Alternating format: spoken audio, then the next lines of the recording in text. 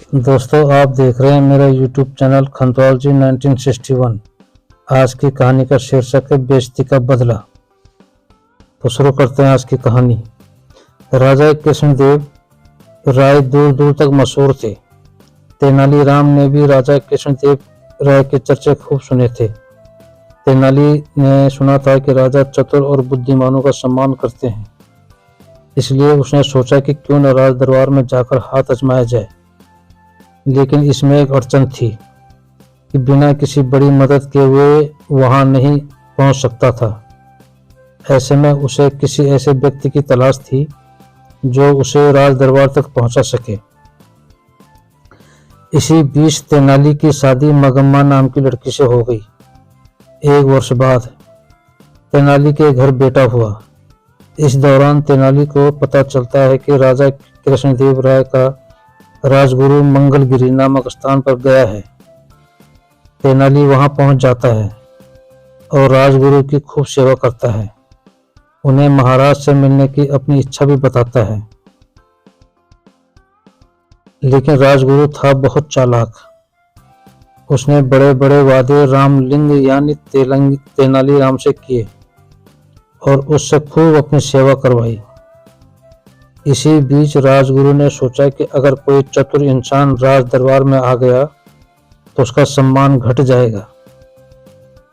इसलिए राजगुरु ने रामलिंग से कहा, मुझे जब भी सही मौका दिखेगा मैं तुम्हारी मुलाकात महाराज से करवा दूंगा। इसके बाद क्या था? तेनालीराम राजगुरु के बुलावे का इंतजार करने लगा, लेकिन कई दिनों तक कोई भी खबर नहीं आई। इस बात पर कई लोग रामलिंग का मजाक उड़ाने लगे और कहने लगे कि भाई रामलिंग विजयनगर जाने की तैयारी कर ली। इस बात पर तेनाली कहता कि उचित समय आने पर सब हो जाएगा। लेकिन धीरे धीरे रामलिंग का राजगुरु पर विश्वास उठ गया और उसने खुद ही विजयनगर जाने का फैसला किया। वो अपनी माँ और पत्नी के साथ विजयनगर की यात्रा के लिए रवाना हो गया। यात्रा के दौरान किसी भी तरह की परेशानी आती तो रामलिंग राजगुरु का नाम ले लेता। रामलिंग ने अपनी माँ से कहा कि व्यक्ति जैसा भी हो लेकिन नाम ऊंचा हो तो सभी काम हो जाते हैं, इसलिए मुझे अपना नाम बदलना होगा।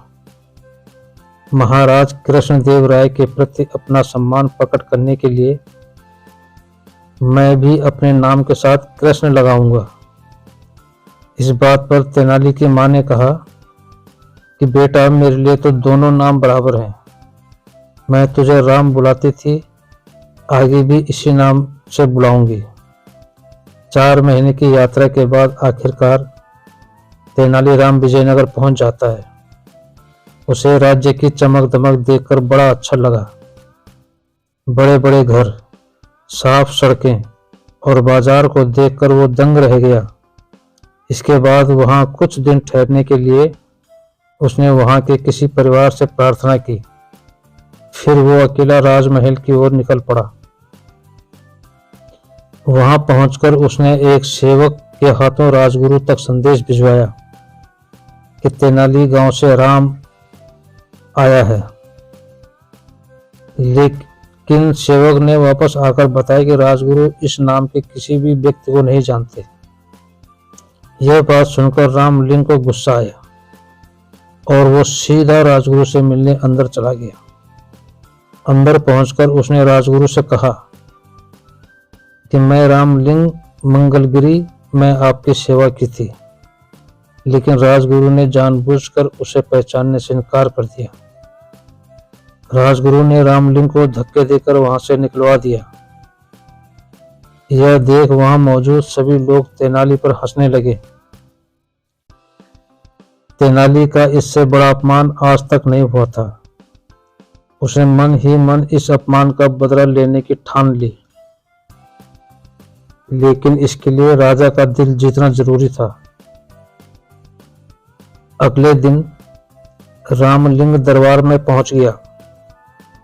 वहां गंभीर विषयों पर चर्चा जारी थी।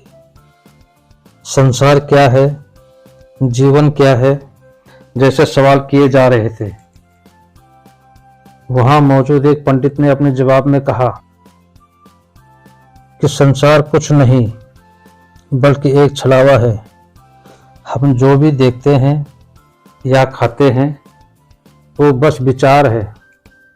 सच में ऐसा कुछ होता ही नहीं है, लेकिन हमें लगता है कि ऐसा होता है। इस पर तेनालीराम ने पूछा कि क्या सच में ऐसा होता है?